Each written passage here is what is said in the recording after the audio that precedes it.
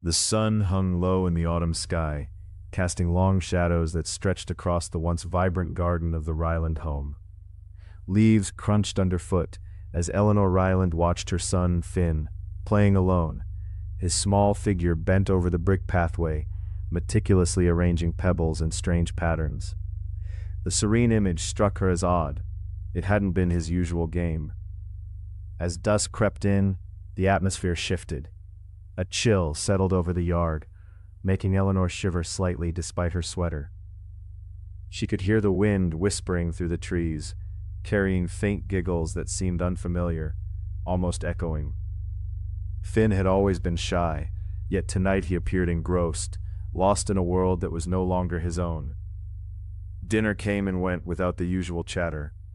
Eleanor's husband, Marcus, frowned as Finn pushed his food around the plate, his eyes distant, glazed like a fogged-over mirror.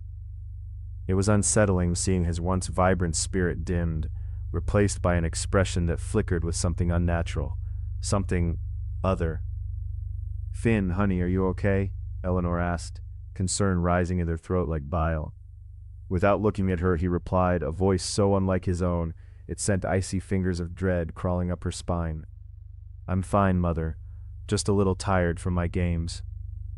The days turned into nights, each blending into the next, each one dimmer and more baffling than the last. Finn's laughter, once tender and innocent, twisted into something eerie, echoing off the walls much like how wind carries a chilling whisper. Eleanor found toys scattered around the house, arranged in concentric circles, oddly reminiscent of the patterns she'd seen him making outside. With every passing day, the chill deepened. Their conversations fell into an eerie silence, filled only by the sound of broken things, empty swings creaking under the reluctant embrace of the wind. One stormy night, as rain pelted against the windows like cold fingers rapping at the glass, Eleanor couldn't ignore the strange change any longer. She pushed open her son's bedroom door, its hinges creaking in protest. The darkness inside was thick, almost tangible, wrapping around her like a damp cloak. "Finn," she called, her voice trembling. Just as she stepped inside, she caught sight of him standing in the corner, his back turned to her. Shadows flickered over him, obscuring the details of his small frame. "Are you sleeping?" Slowly he turned. The familiarity of his voice evaporated, replaced by a pitch she could hardly recognize.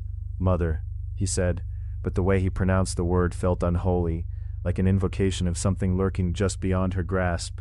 Suddenly the room grew unbearably cold, and the air crackled with tension.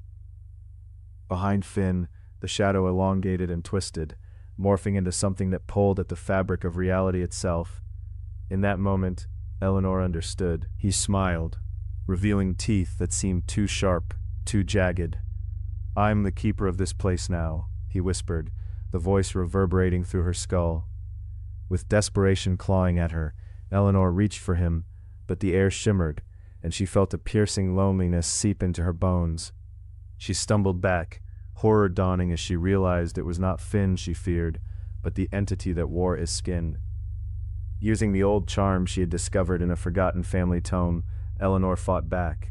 She spoke the words, the incantation echoing with the strength of generations before. The room vibrated, and the shadow shrieked, breaking apart like glass shattering upon impact. Finn blinked, the shadows retreating as if dissolved in sunlight. He looked at her with wide, frightened eyes. "Why are you crying, Mother?" As dawn broke, illuminating the remnants of the night, Finn's laughter once again filled the air. But Eleanor couldn't shake the lingering dread. The memory of what had happened, the shadows that had clung to her son, whispered like lingering echoes. They were safe now, at least she hoped. Eleanor learned in that moment that the bond of love carried with it a heavy weight, for it had led her down a dark path she barely escaped.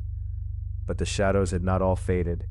Perhaps they still lingered, waiting patiently for the next opportunity to creep back into their lives.